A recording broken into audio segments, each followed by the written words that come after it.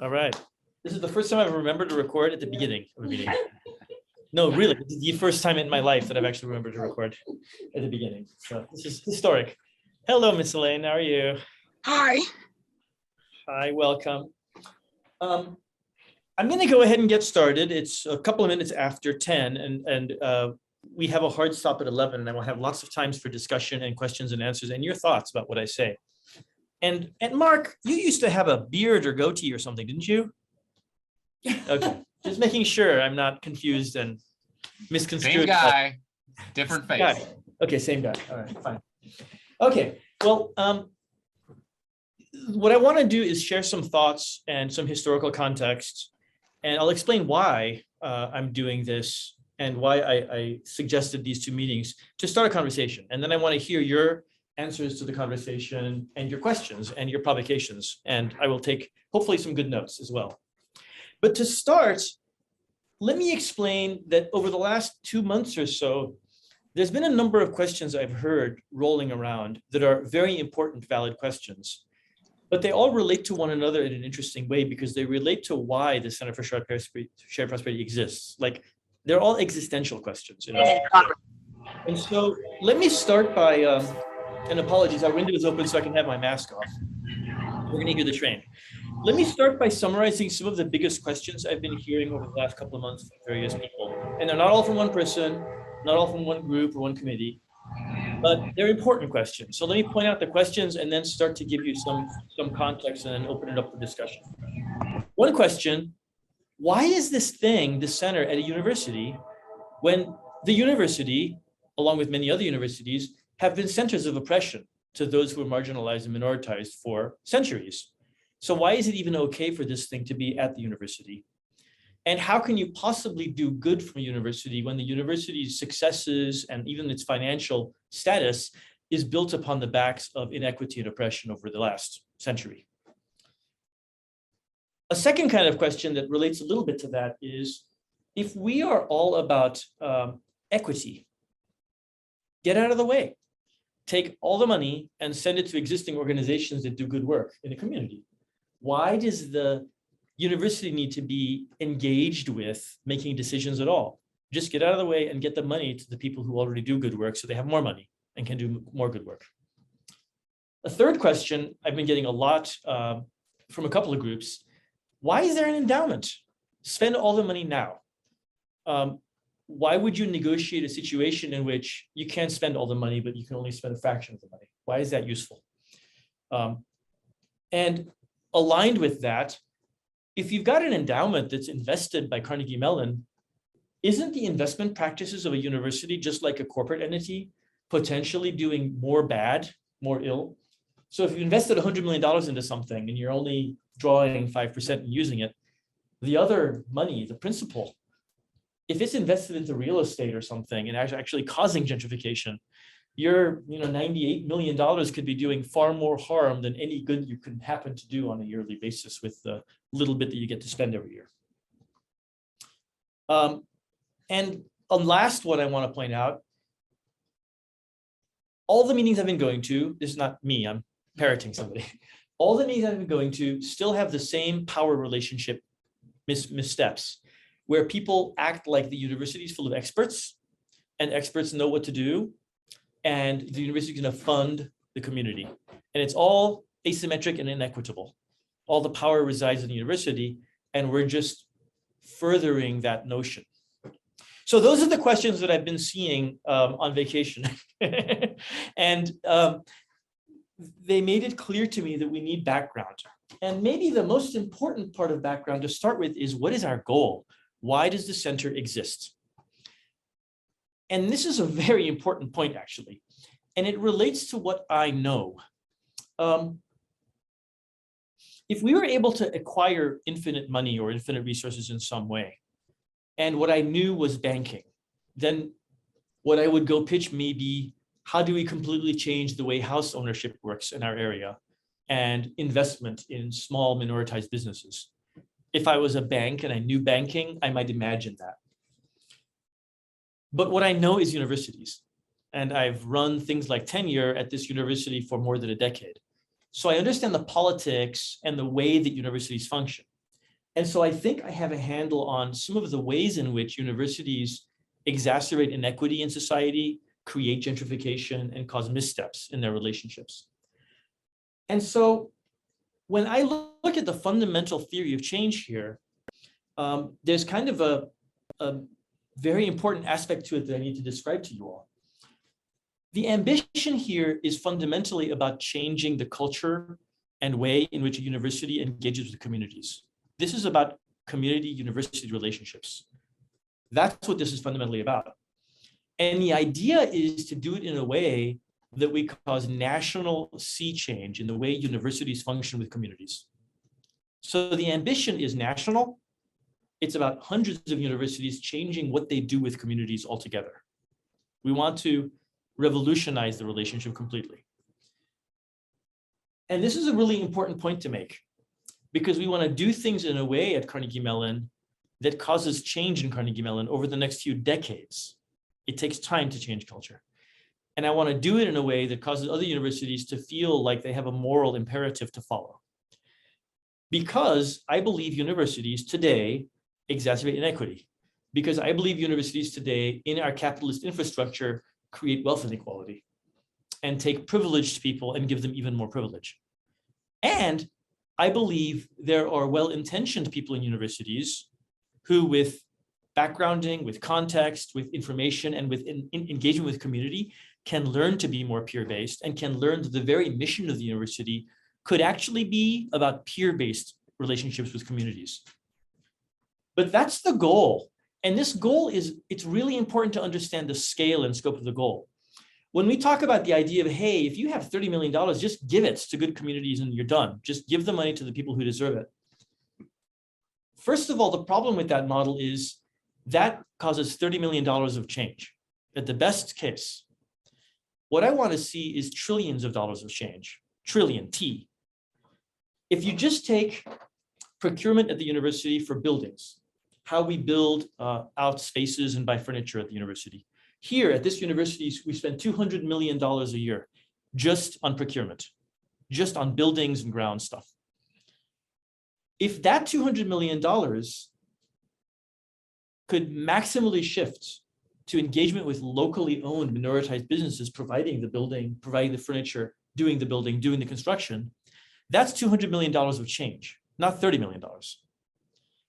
If this university has billion or more dollar endowment and other universities have bigger than $1 billion endowments, if we can cause them to change the way they do investment practices, if we can cause them to actually care about ESG and triple bottom line over time, that causes billions of dollars of change. So the lever point here to me isn't how do I spend $30 million to, for instance, improve the public school system. I'm not a public school system expert. The lever point for me is how do we take what money we have and cause a sea change in the relationship universities have nationally in a way that has much bigger impact than we could have with just the $30 million. So that I have to say first, because in a way, sometimes a project team can say, we are all about, let's say, I'm going to pull a random example out, air quality. Sorry, Mark, just a random example. Well, let's take all our money and spend it on air quality and do the right thing. And do the right thing for air quality might mean take all the money and do these 5 things with it. But if those 5 things improve air quality and don't change the relationship the university has to communities, we've failed. Because it's by changing the relationship that the university has to communities that we create a model for every other university and every other place where there's bad air quality to realize, oh, we could go about this completely differently and have national impact on air quality conversations. So to me, it's not just about spending money to solve problems. It's about how we solve the problems in a way that changes the university's genes. It changes the blood in the university and makes the university understand the peer relationship they need to have with communities that they don't have today. So that's all kind of preliminary, but it gets at this fundamental question of why this is bigger than projects alone. It's about cultural shift. It also gets at the question of why there's an endowment at all. The insistence that I had early on in even pitching this idea was it has to be permanent. And permanent is a very big word, right? it can't be something that we do for 5 years or 10 years and then stop doing, because I think we'll backslide because of the way capitalism works, because of the way wealth and privilege work. So I think whatever we do has to be forever. Now, the way I knew to pitch that to a foundation, in this case Heinz Endowments, was to say it has to be endowed. And it has to be endowed because then you get this neat contractual obligation where the university says, then we promise to do this forever. Now, some people have said, well, then, but it's not fair because you only spend 5%. When I said 5%, that number 5 in the past, I was just reminding myself of the number I've heard before in other board meetings. I could be completely wrong about this. I'm not a financial manager, but I think there's something like the following, where when nonprofits have an endowment, they have to spend 5% of it a year at least. If they don't spend 5%, they lose their nonprofit status, or the endowment stops being nonprofit or something like that. So the 5%, that 5 number that comes from my mouth is just my mouth. It's not part of a contract. The idea that I insisted on was, no, don't give me a bunch of money that I can spend today. Give me a bunch of money that we can spend forever. And the only way to achieve forever is with an endowment, because you know that you're keeping your principal and you're using some money, but you're keeping the principal going. Now, in no way does that suggest that the principal should be invested in ways that actually cause bad impacts on society. That's a disaster, because like we talked about, the principal is much bigger than the money you spend every year. So we have to do the right thing on that, and I'll talk about that. But we also have to do the right thing with the money every year, because if we play our cards right, the money we spend every year, we spend for decades and decades and decades. So it ends up being far more than $30 million over time, because I want this to be forever. So that's kind of why even we talk about an endowment. And when people say there's community organizations that need the money right now, take all the money, change the agreement, and just give all the money to the community organizations. What you do by doing that is you enable community organizations to do good work. You don't cause cultural shifts in the university. You don't create a permanent effort, because then that money gets used up and it's gone. And you don't create a model by which I can get Yale and Tufts and Stanford and MIT and Harvard and all these other very wealthy institutions to do the exact same thing with the incredible privilege they have with all of the problems that face the cities that they're in. So fundamentally, that to me is really important. So, okay, I got that out of the way. That's fundamental. Now, how do we get there? And I've said this before, but I want to dive into it a little bit. There's 3 basic parts to this theory of change. If we're going to change completely the relationship universities have to community, I hypothesize there's 3 things you have to do, but you got to do them permanently. So somehow you have to have a stream of money that comes forever and ever. Thing number 1, you have to redo the incentive structures in the universities. You have to basically give permission to all the people in the university to realize that community engagement as a peer can be a first-class part of what they do. What I mean by first class when I use that phrase is it can be just as important as everything else they do at work. It isn't secondary. It isn't just on the side on Saturday morning. And I'm working on that. And I'm working on that through tenure, working on the tenure process and making sure that faculty at CMU, if they get engaged in community work that's peer-based, actually get credit for it for tenure. I'm working on it with staff, making sure we can pay staff to do community work formally, like through all the vice presidents at CMU agreeing to it, so they can get paid to do it and have it be part of their privileged, most important work. Working with the students, with all the internships that we set up so the students can spend their summers doing community engagement work as peers in community organizations.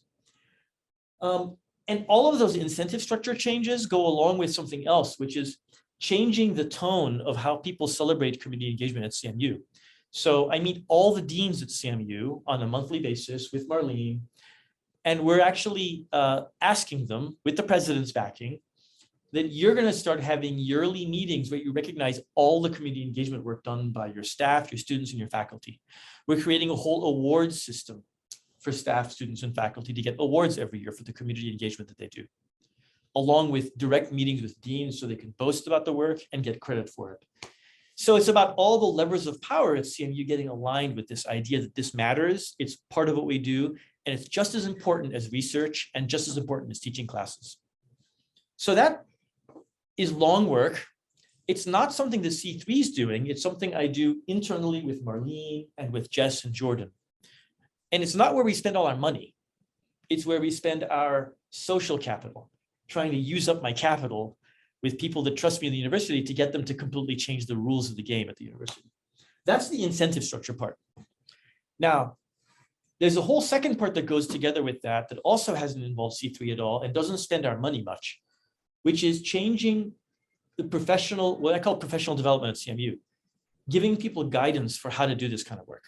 And this gets at the point that people have made to me that even now they listen to people at CMU and people talk, even if they don't mean it, they talk in a position of privilege. They say that we want to do research on a community. They say that we want to make a recommendation to the community.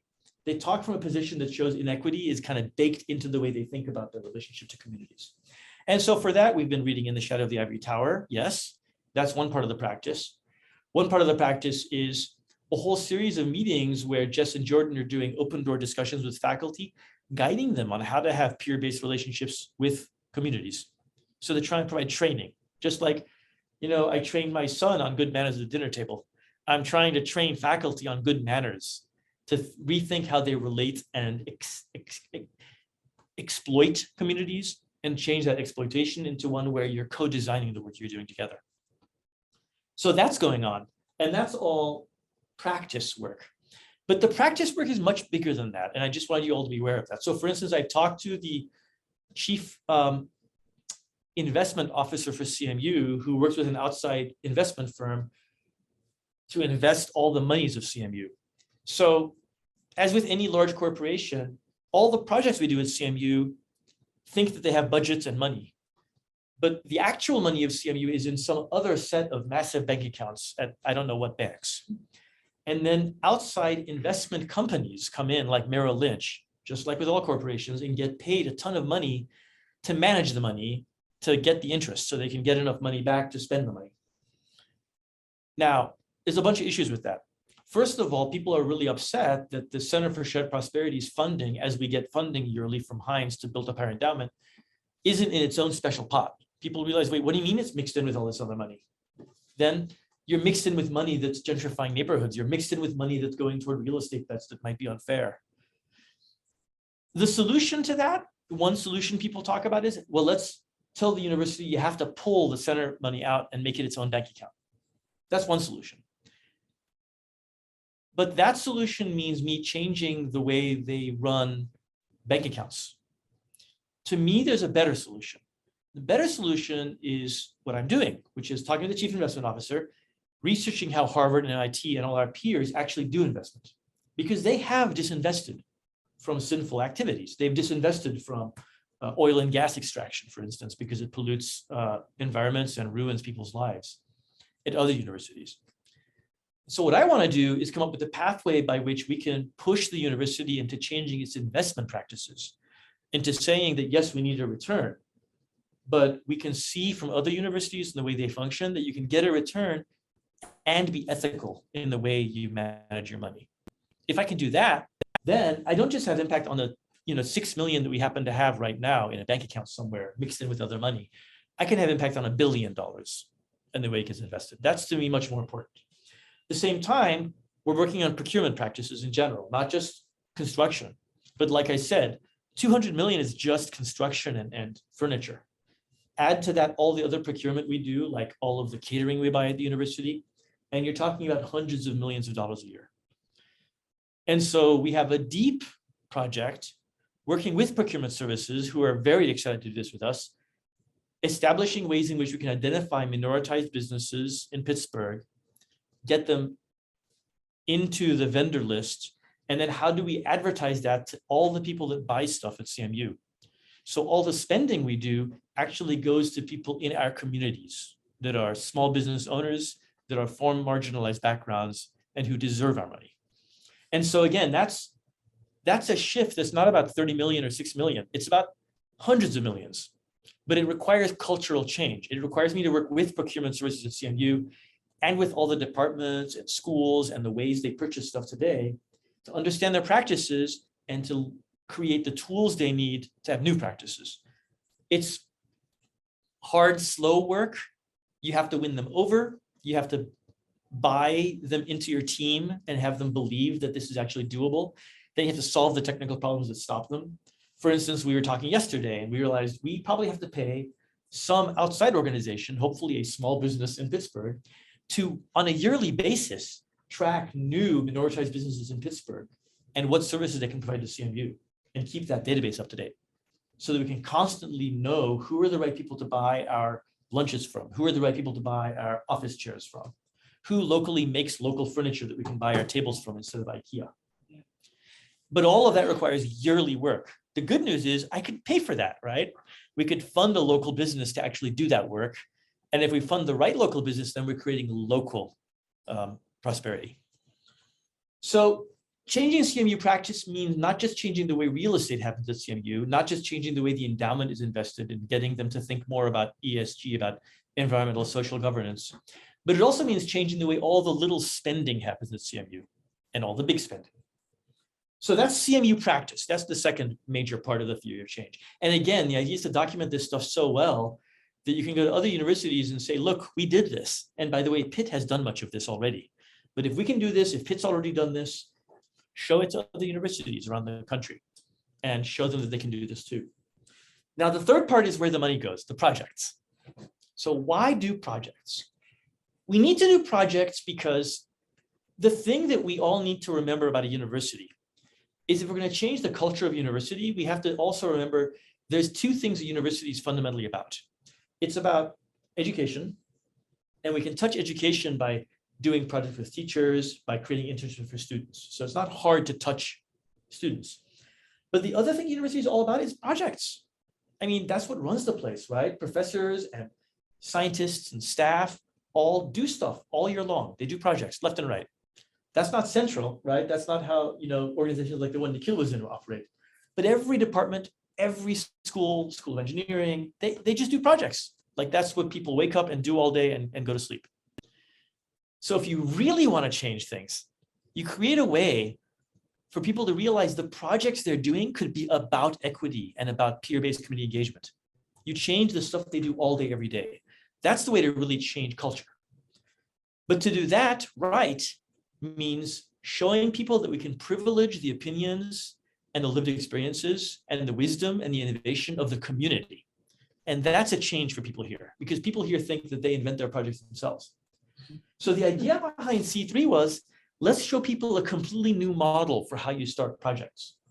Let's show that you can have communities with agency, with power, with no veto power from people at the university, who can come up with a process for how they create the projects to do, how they create enough detail on them to get them off the ground, to launch them, and how those projects can be done by having collaboration between communities, residents, and universities. And this is really important. We need to have universities in the mix because if we just do all the projects and don't involve students or faculty or staff from the university, we missed our chance to change what students, faculty, and staff at the university do when they wake up in the morning. We missed our chance to have them remember community every day because they actually do it every day. So if we can cook up projects that way, we accomplish a bunch of different goals. One, we accomplished the goal of actually honoring communities for the first time and showing the honor through action. Two, we show people in the university that you can elevate and privilege the community's opinion, wisdom, and innovation on par with the university. To change that mindset that I've heard about this kind of unequal power relationship people consider because they're at the university.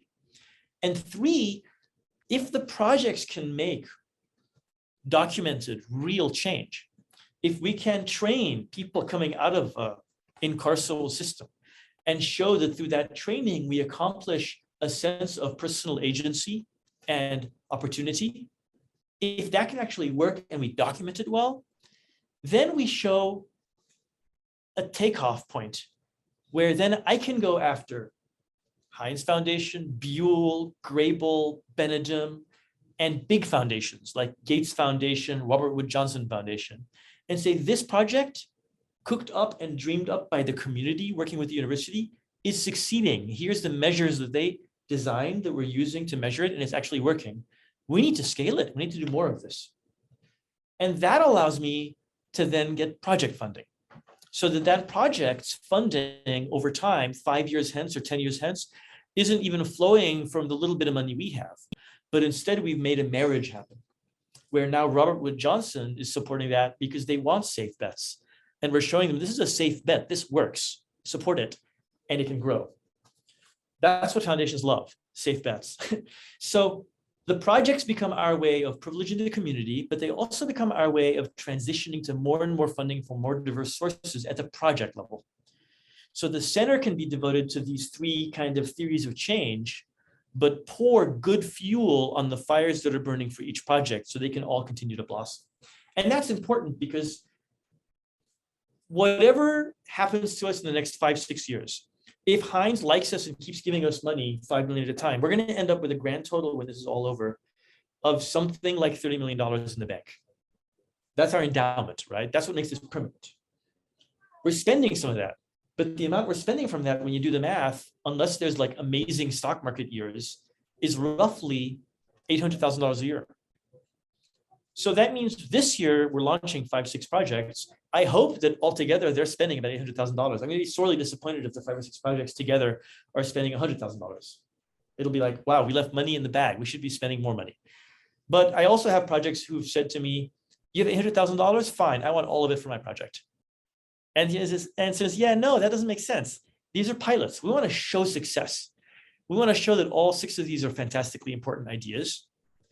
And we want to do what's right to succeed and to measure that success so that I can go to Robert Wood Johnson or Gates and get more money for you, with you. But we want to spend all that money. It's pointless to not spend that money. And that's why I've got ants in my pants to work on the launch planning documentation with all of you all and make sure we get to the point where we're spending real money. The West End Power PIN project is doing that, which makes me super happy. The Housing Cooperatives is very close to doing that. Healing Circles has a great model for doing that because there's an existing Healing Circles program that was running out of money and we can expand it and fund it. So I have a lot of optimism that we can do this for a number of projects this year. And at some point, we're going to be in a situation where we're spending all $800,000 a year of what we got to spend. And that's a successful place to be because then I can go after more money. We even have alumni in, for instance, Dichik College, who've said, I love what you guys are trying to do with the center. When your project starts succeeding, come back and tell me about it because I want to fund them. So I already have even individual wealthy people who've come out of Carnegie Mellon and want to actually help projects succeed once projects get off the ground. So I'm pretty convinced we can nail getting project-specific funding down the road. Right now, we want to get, with what money we do have, projects going. So to answer the question, how much money should a project spend? The right answer is you've got to work out how much money you need. If you have a project that needs $300,000 the first year and then it goes down to $50,000 a year, that's fine. Let's do it. If you have a project that needs $100,000 a year for 10 years, let's do it. If you have a project that needs $1 million a year starting right now, gosh darn it, anything less is a criminal, you have to scope it down. We just don't have that. You have to scope it down and say, am I going to do it for a geographically more limited scale? Is there a way of doing this where we can show success with less? Because we just don't have that kind of money. So let me go back to the questions now, and then we'll open it up for your thoughts. But why am I doing this at university, even though universities have been part of the system of oppression? Because I'm trying to change universities. It's all I know, right? All my life, the jobs I've had have been in universities. It's the only place I know. And so the pitch I could make is here. If this was a foundation and we were just trying to solve the problems of inequity in society, we would go with community organizations and work on that. But this is not a foundation. This is a project inside of the university because we want to change universities. And so that's why it's here. And yes, universities have been parts of systems of oppression. And that's why I think we need cultural change at the university over the course of decades. This has to outlast me. It has to outlast the president. We have to create systems and structures that can do that. I'm proud of what we've done so far. Marlene's been amazing at creating rituals and systems and structures already. And we're going to make many mistakes along the way and then try and fix them. Then we're going to document it. We're going to write it up and say, here is a handbook on how we did this at CMU. Here are all the crazy structures we put in place to make it work. Dear other universities, start doing this. And I can go on a tour of the country with community members, and we can try and make that point to people. So then there's the whole question, get out of the way. Just send the money to community organizations. That doesn't do this. If we just get out of the way and send money to community organizations, we don't affect change that can cause hundreds of millions of dollars of change at the university. To do this, we need to make sure the university feels like they're being taken along on the ride, that they're part of this. They need to believe in it and they need to invest emotionally in it. If they don't do that, I've failed. So why an endowment? I think I've told you why, because it has to be permanent. And this is the only way I could guarantee it becoming permanent. It's pretty rare to have anything at the university that's forever.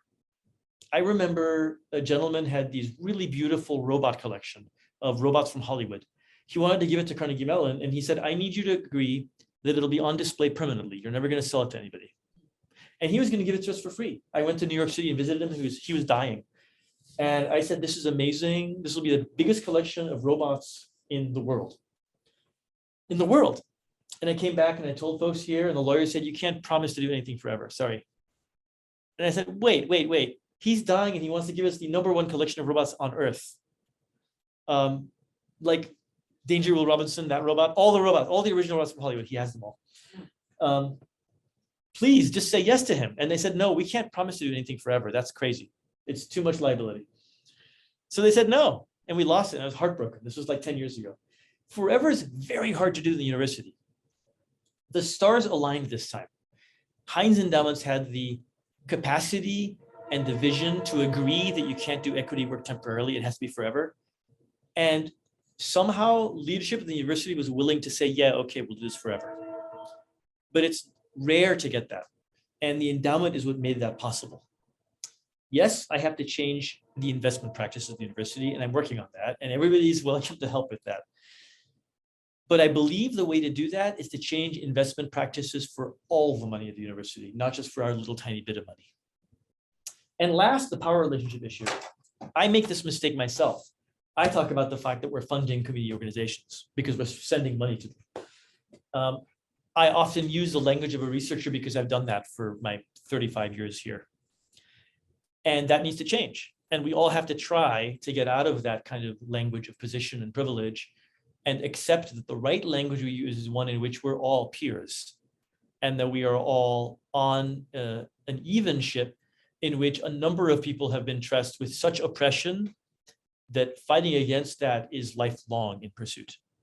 And we have to recognize that and then figure out a way to work together. So those are just some remarks and thoughts on everything. I've already used up half the time. I'm going to shut up now. Curious about your thoughts, your questions, and your additional comments about all of this, because this is a lot of existential talk. Could I ask I guess like a technical question about the roughly 800K we have to Yes. spend yearly? Yes. Is this additive? So if in 2022 we're spending 800,000 on 4 projects, and next year we take on 4 new projects, will we be spending 1.6 million across 8 projects, or will the 8 projects be dipping into the same kind of 800K? That's It's the same 800K. What I'm doing is taking the amount of money that's in our budget that we're allowed to spend every year, subtracting all the labor costs like Marlene, Jay, Jess, Jordan. And that 800K is what remains. Okay. So it's not additive. And that's why I have to make sure I can find, as projects start maturing, other funding for the projects. Okay. So we can keep adding new projects, because existing projects, the thing is our projects need to be permanent too in many cases. So they need permanent funding of their own. But we want to be able to keep doing new projects. And so, yeah, I have to keep finding other money to plug in to the projects. Yeah. Now, what I don't know, Gabriel, which is an interesting question that I will go ask the chief investment officer people. I don't know, like the principal at a lot of these universities grows every year because they make amazing like bets with hedge funds and stuff. They do these scary things with money and they get more money. If we have, pick a number, 28 million in 10 years in a bank account, even if it's a virtual bank account for Center for Shared Prosperity, and that enables us to spend, 1.5 million a year altogether, labor and projects. If the stock market does really well, or if however investing, in local businesses does really well, if the 28 million goes up to 50 million, do we have more money to spend every year? Or does the way the university thinks about endowments just keep them exactly the same amount, so they don't go up and down? even though the actual money investments of the university go up and down. That I don't know, and I have to find out. So there may be room to believe that we actually have more money to spend over time if the principal grows. But of course, if the principal grows or not is a horrible kind of capitalist question. The whole idea of growth is just, well, it's destroyed society for the last 50 years now, ever since the 80s. It's a disaster. We want growth, but what we do through growth is we destroy the lives of many people who are oppressed. So I don't know where to fall on that, right? Yeah, I'd like our principle to grow, but if growing our principle means that we're even further capitalizing society, that's kind of a disaster too. So that really tears me up. I don't know what to do about that.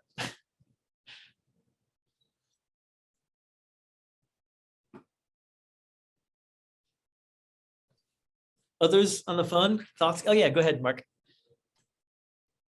Oh, yeah, thanks. I'm curious to know a little more about and inquire around the logic of the structure of the endowment. Because it feels like I don't have a lot of visibility into the skin in the game that CMU has into this, because they got a giant pool of money that gets added to their endowment, which is a top level number that's sort of reported widely about how the university has success. And if your endowment's large, it's better than if it's small. And so they got this boost to their endowment with the premise that we're going to also be experimenting with community engagement and trying to do this better. But did CMU, or could CMU contribute some of its own endowment to this pool of endowment, so that they have some real skin in the game on making these transformations? I think it's a great idea. So first of all, there's something weird about the whole phrase of their endowment. I don't know. When I talked to the CIO guy, David Kennedy, I think was his name, Charles Kennedy, David Kennedy. But I said, is it one endowment? He said, no, we have 278 endowments. I said, oh, you have 278 endowments? He said, yeah. And I said, do you manage them separately? He said, no. The investment services that invest our money manage all of the endowments. So I don't know how separate they are or how combined they are. I just don't know. And I can find out more. But what you're talking about is kind of irrespective of that, right? Whether they're separate or not, what is the way in which Carnegie Mellon makes contributions in kind or in matching to this? Endowment matching, I bet they're going to tell me all kinds of problems about how. So for instance, I know that there's K&L Gates money that I've seen the endowment letter for, and it says this money can only be used for these purposes. So each of those 200 and whatever endowments probably has a letter like that says exactly what the money can be used for. And I don't think they can pull money out from that and give it to us. What I do know is what the president's office has always said is that they wish to show their support for this effort by providing annual funding. When we need money for something, they want to help. But that's not the same as endowment. That's not the same as them promising permanent money on an ongoing basis. You're right.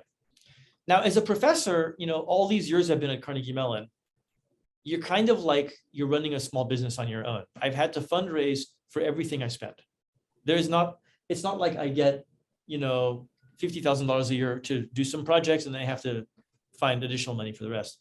It's totally different in other countries, Mark. So in Germany, my friends at the Fraunhofer Institute don't raise any money because government taxes provide them with the money they use to do all the research they do. But this is not how it works here. So I raise money for my salary. I raise money for the salary of everybody in the Create Lab every year. And I have to just raise money to do that all the time. So that's the modality here. There are places like MIT that go the other way around, where the university provides money down to the faculty. But the really interesting thing that happens there is a power relationship problem, which is that in universities where I've seen where they provide money down to the professor, they also tell the professor what to do. So they'll say, you three, Mark, Nikhil, and Ela, and Marlene, you four, you're doing this project now, we're giving you money for it. And so I've seen extreme loss of agency when there's top-down money flow, because they decide they're going to just tell you what to do. And they love it, because then they can start grand challenges and big projects with big splashes. CMUs always operate on this weird bottom-up system where it says, we're not going to tell professors what to do at all, but you got to go find your own money. So it's like you're in a loose federalized system. Doesn't really answer your question. Am I, interested in going to CMU and saying, make our endowment bigger? Yes. That they've already committed to. So Scott Morey and Farnham have already said they want to grow our endowment beyond whatever we end up with from Heinz. In fact, a very explicit conversation was had with Heinz where we didn't name this thing. This is not the Heinz Center for Shared Prosperity. It's just the Center for Shared Prosperity, because we didn't want anybody to think it's bankrolled by one foundation. We want many foundations to end up adding money to it over time. So we talked about the Ford Foundation specifically because they care about equity. I believe the right time to do that is to have some projects running that are having some success, to cause some cultural shifts at the university, and then point at all that and say, look, this is working. We need more money now. Because we're showing that this is a worthwhile endeavor.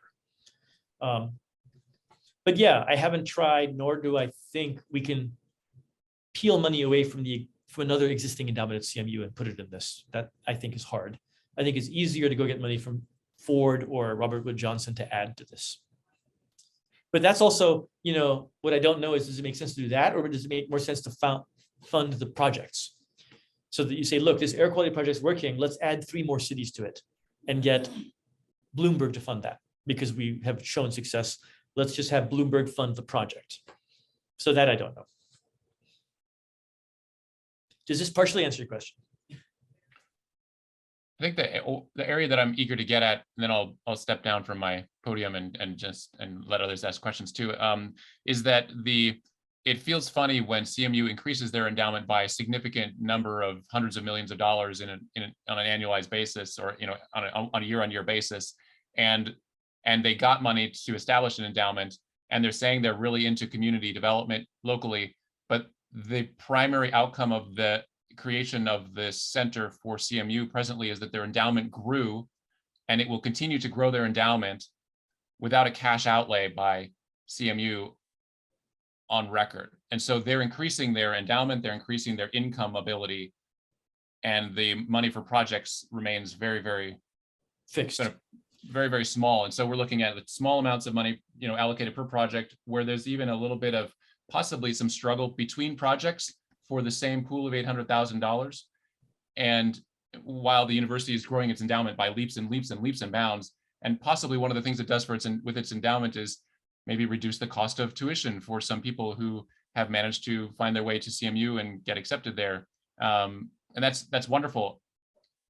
And there's, I feel like I think it would help to make the case in the community for what CMU is doing if CMU had some additional skin in the game from a cash basis that was somewhere in proportion to the amount that their endowment is growing every year. Yeah, no, I love it. Now there's something Jess and Jordan are working on, which is the payment instead of taxes, payment in lieu of taxes argument, which is, I think they're doing this with a number of people at CMU, talking through and thinking through what does it mean to advocate for a change to the fact that we don't pay taxes as a nonprofit, because taxes is one methodology by which you take the success of an entity and try and parlay it back out to society. But I like this idea that, it's like wealth gaps, right? If the wealth of the wealthiest grows faster. And so the gap keeps getting bigger. And so your point in a way is that we've just added to this endowment that's getting faster, bigger. And so the disparity between what CMU could spend on community and what they actually spend gets bigger because they keep being wealthier as an institution. I get that. If there was a way for us to negotiate with them that, the endowment of Center for Shared Prosperity or the spending power shouldn't stay fixed. It should grow based on the success of your overall cash reserves in some way. It would be I think it would be a really interesting argument. I think all the other endowments at CMU might make the same argument. Yes, they might say, yeah, me too. Right? Like K&L Gates would say the same thing probably. So I think it's worth talking about. I think I need a very trusted relationship with this chief investment officer guy to understand what the boundaries are of what they think is acceptable to negotiate and what turns them off, and then how to wedge into it. Like the way I managed to change things like healthcare policy at CMU was to embarrass them by showing them stuff that was being done at Stanford and MIT and say, look, they're doing this. How can you not be doing this? And I always fall back on that.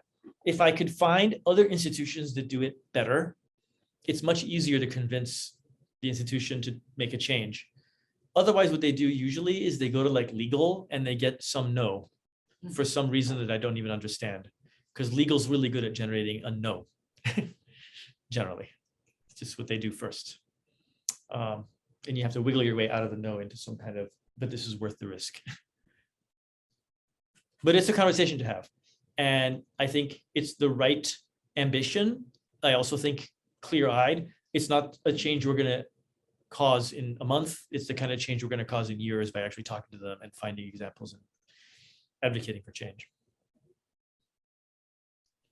Thanks. But it's I think the fundamental question of wealth. I mean, universities are wealthy anchor institutions. I think we'll be able to advocate better among our peers and friends and community to be advisors in the future if we can speak to these macroeconomic concerns that they will inevitably bring up. So that's all. Thanks.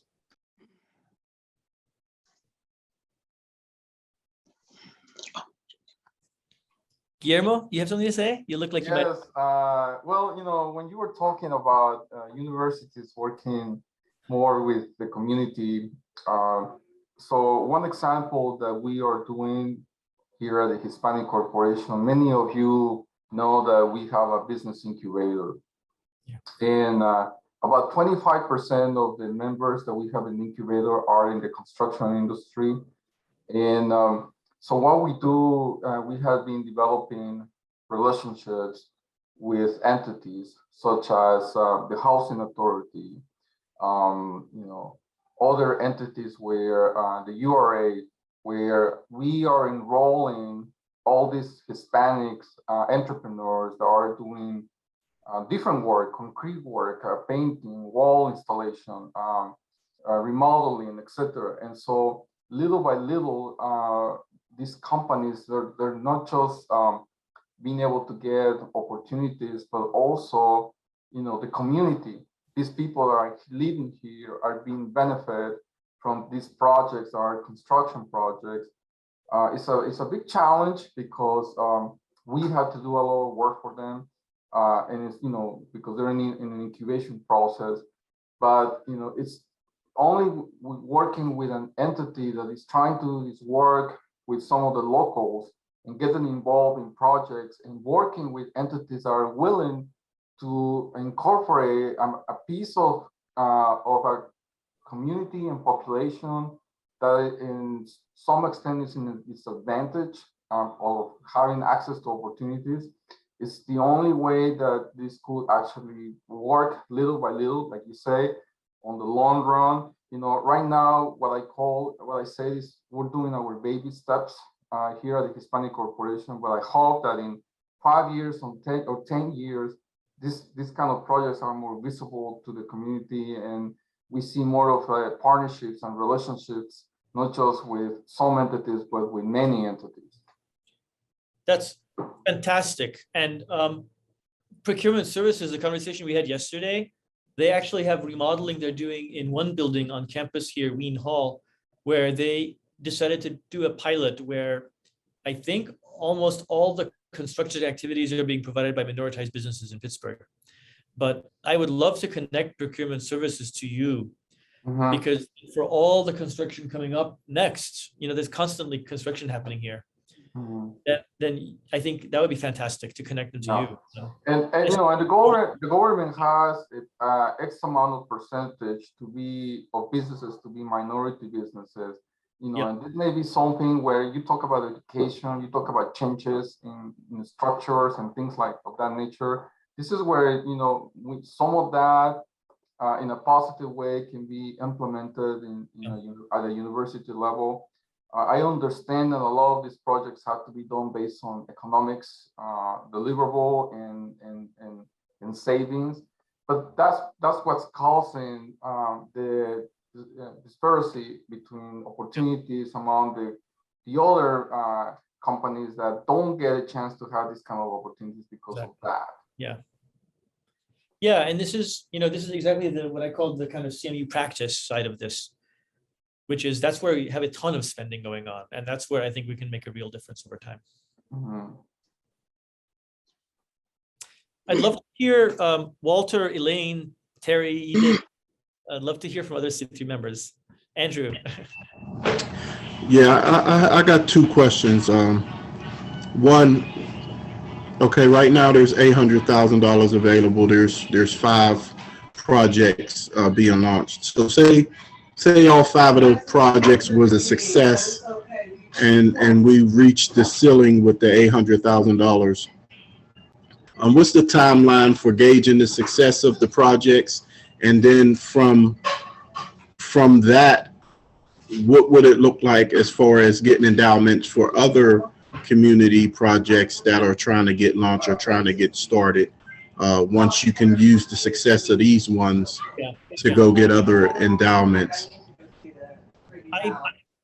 My naive sensibility, well, of course, it depends on the project, but I believe it probably takes at least a year to a year and a half of running a project to be able to demonstrate success in some way, like convincing success. And then in general, when I've gone after funding from foundations or corporations, like if we went to UPMC and said, look, we're having measurable impact on health, you need to fund this air quality work. The sales cycle I've seen usually is they have meetings on a quarterly basis around giving. So it takes 2 or 3 quarters at least. So it's usually at least 2 years, a year to do the project and start getting early success, and then up to a year to find other money. So I think 2 years is that would be the best case that I'm hoping for as we get stuff running. Okay, another question real quick before you go, Terry.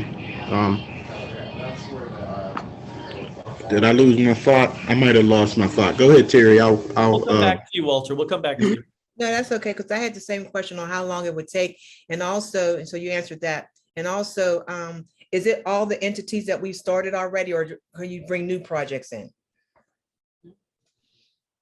I think we should bring new projects in all the time.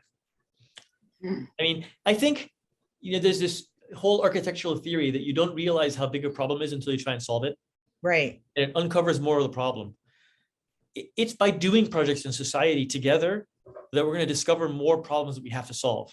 I'm glad you said that, because there are more problems that are going on in the communities that need to be solved. So thanks. Okay.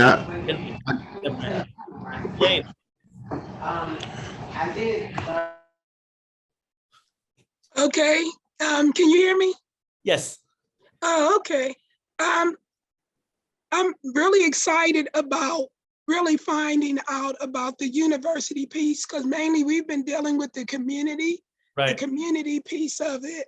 And I think that combination of the university and the community working together, I can just think of the things that I've done before in the community. Had I had the help of the university, there would have been countless hours I could have saved on trying to do research that people can do in a matter of minutes, probably, while I'm trying to figure all this out, and being able to document the accomplishments of the program. So I'm basically looking at it from a community perspective, and how I've been involved with, I've been the benefactor of 2 things with the University of CMU long before this. And one was not so good, and then one was. So it's like, I know that, if we can work together in unison, the university benefits as well as the community benefits.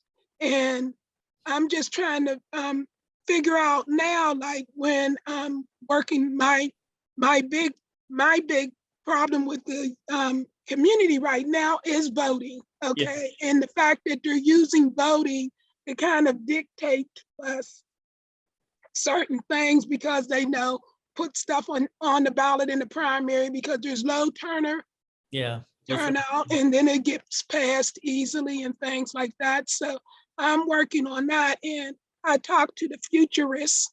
I'm trying to figure out, how we can work together so that, we have a true voting environment where it's not just the right to vote, but the means to vote also, which I mean, we're working on. So like looking at to the future, like what would a voting environment be? Yeah. And what are the steps that we take right now to get there? So, and I think just that intertwining of the community with the university will be very beneficial to all the projects that's working in the community. And I know there's another level up here about the community, I mean, CMU and what they're doing and stuff like that. But right now, that's too big to be on my plate. So it's like. Well, thank you for the remarks. I must say, coming back to the US from Africa and reading the news about everything here at the Supreme Court, you know, we have to start that voting.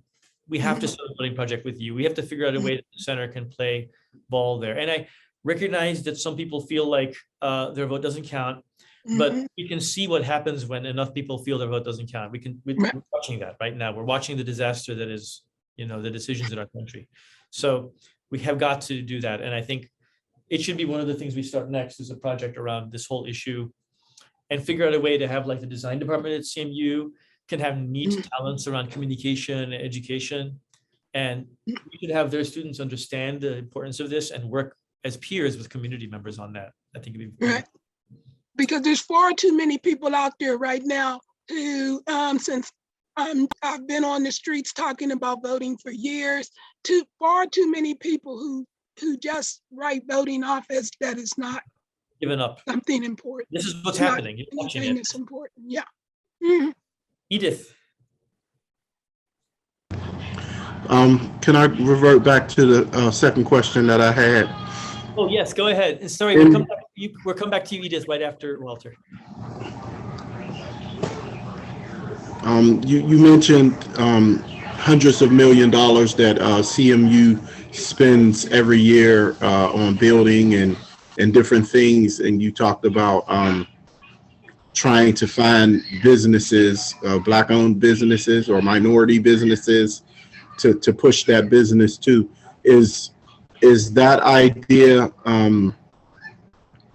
is it relevant to the success of the programs that are being launched? And would that be like 2 or 3 years out also predicated on the success of the things that's already done? And then what does that look like as far as becoming a reality? We had a,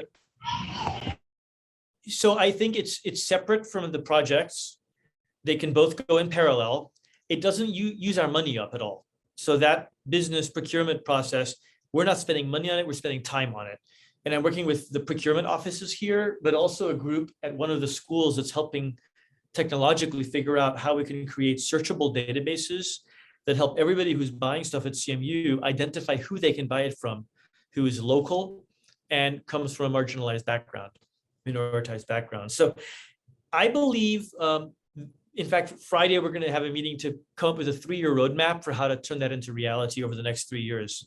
So I believe we could have real change in the way Carnegie Mellon buys things just starting in the next couple of years. It's not a decade out. It's much faster than that, in my opinion. It doesn't have any ramifications on our projects because we're not spending any money there. It's just my time convincing wonderful people who are well-intentioned to actually all work together and solve this problem at CMU. Good question, though. Edith, go ahead. Yeah. Well, I sort of approach this this topic around perpetuity and wealth and resources, maybe in a little bit a different way, at least through my own through my own needs of what the collaborations and work that I do, whether in my own community around environmental issues or the work that I do in Hazelwood. And so I'm not super concise, so it'll take a minute for me to get there. But thinking about the involvement that I've had with the Center for Shared Prosperity and how we can, and how the resources that, and the people that are part of the project have been beneficial to the work that I'm doing, and not specifically, even though I really enjoy working on the project groups and the launches, that hasn't necessarily overall benefited to, let's say, the sustainability of my own work as in arts excursions or North Bradford Residents for Our Future. I'm not saying that it's taken away, but sort of working on these projects that are important and contribute to structural change in the region, but aren't, that I'm not necessarily seeing benefit right directly my own work, as far as, let's just say, like financial resources, or that this project's going to come to Hazelwood, or this project's going to come to the Mon Valley. Now, I'm not saying it's not worthwhile, the work that I'm doing, it is, but what I'm thinking about is once, as we start to cycle off the Center for Shared Prosperity, how is the way that we can continue to plug in to the resources that are part of the Center for Shared Prosperity? That's kind of what I'm thinking about long-term, right? So like, similarly to like what Elaine had said, I've built relationships prior to the Center of Shared Prosperity with CMU and professors there, some students. And so just kind of the having access, right, to sort of say, hey, I need this study done, or I need this data, creates this sense of prosperity that, the communities that I live and work in really need. I would say way more than working on these kind of launch projects, which is it's not a criticism of the launch projects, right? Or it's not a criticism of the projects or the work. But these kind of non-monetary resources can be monetized, right, as in kind. So it seems like you're understanding what I'm saying. Like, how does that? You're right. So I completely get what you're saying. And in fact, I mean, to me, the biggest pleasure of the last year and a half is the relationships that have been forged, and the ways in which those relationships have caused ways in which I can provide help and engage with people outside of what I would have known before. Like, somebody wants to trademark a term for their little company. Now they can reach out to me because they know me, and I can help them with the trademarking process. It's a little example, but there's hundreds of little examples like that. And you're absolutely right. The relationships need to be forever. The relationships can't stop because you rotate off of a committee. And what we need to do is figure out ways in which we basically have like an honor board where you have the working C3, roll your sleeves up and be in meetings every month. But we need to maintain relationships and the conviviality with all of you, even if you roll off of C3 one day. And sometimes the ivory tower's biggest problem is that wall that stops people from realizing they can reach in and actually engage and get mutual help. So we have to figure out a way to constantly break that down and make sure that the doors are open. Because I see extreme value in what you're talking about, Edith. I wouldn't know you if it wasn't for this process. Maybe that's something we can add on the C3 agenda. Yeah, for a retreat maybe. Yeah. Yeah, it's a good retreat item. We'll talk about it in the retreat, Edith. That's a very good point. Okay, thanks. Go ahead, Elaine. Okay. But popping in and out of those various launch projects is really an education. I mean, this is something new. And what seeing how that people are working together and stuff like that, it helps as you try to figure out, like, well, I'm trying to figure out how to launch a project and junk like that. But those lessons are invaluable. This is something new. And I've been a part of something new before with the family support centers when they first opened up. Right. It's a learning process, okay? And basically that's what we're doing. It's a learning process and we're getting valuable information that we could use in the community to look at how things are working. So like I like the fact that I understand there's a lot of chaos going on, and I understand that, you know, people are trying to get their opinions at the table. I understand that people are like really trying to figure out their way, but this is the beginning process. That's the beginning process, and that's the way I'm looking at it. And I like to be in there and see how people are thinking, how things are working, because it's going to smooth out eventually, and it's going to get a lot easier, and it's not going to be so much. I love your perspective, Elaine. You have a superpower of seeing the best intention in people, and that's always the best way to be. And you do that really well, and I appreciate that so much. I've gone past 11. I promised to end it in an hour, but one person, I think, Andrew, I don't know if you're online. I have a screen blank. I don't know if there's anything you want to say or add, or any comments you want to make before we complete. No, appreciate the discussion, and a lot of insight helps me do a better job to understand where people are. You know, I think the discussion about, you know, moving endowment around, you know, the endowment at Carnegie Mellon, when they say they have over 200 endowments, that's because different donors have given money for different things. We have another endowment besides this one at Carnegie Mellon that supports a variety of faculty research across a wide range of disciplines. And so that money can't just be picked up and put into another endowment. They're each, as Ella said, restricted to a specific purpose. Now, that said, there is a portion of that that is not restricted. That is money that people have given to the Carnegie Mellon Endowment and left it to the management of the university to decide how to spend that money. And that's where Illa and the team here can certainly ask, and would be within their rights, in my opinion, to ask the university to share that wealth with the CSP where it's appropriate and helpful. But that's, again, you know, I'm sure there's a lot of competition for those resources.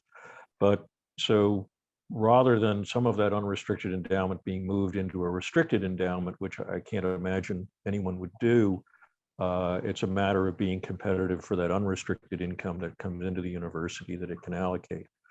One other point of fact, 5% spend. So the IRS is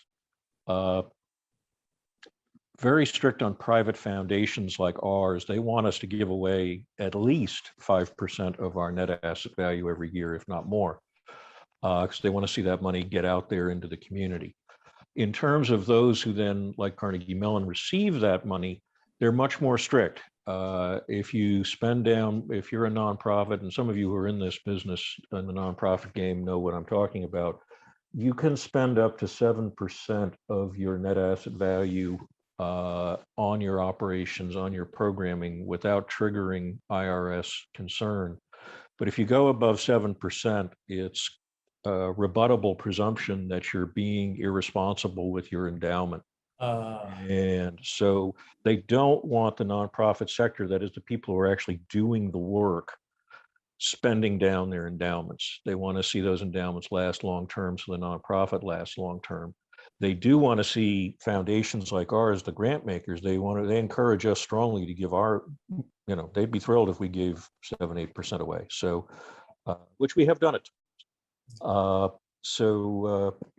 That's kind of where we are. Usually when we're doing that, it's because the COVID hit or the Great Recession hit or something like that, where we need to double up our giving to help the community get through. So 2 different sets of rules for 2 different types of nonprofits. I did not know that. Thank you. That's very helpful to hear. So everybody, thank you for your time. We'll figure out a way to make this shareable so C3 members who weren't here can participate. I kind of hope that people who are going to join on Friday can watch this first, and then we can just have a discussion on Friday. So I'm gonna propose that and just have a discussion with them, but we'll see how that goes. Everybody be well, take care, peace, and we'll talk to you very soon.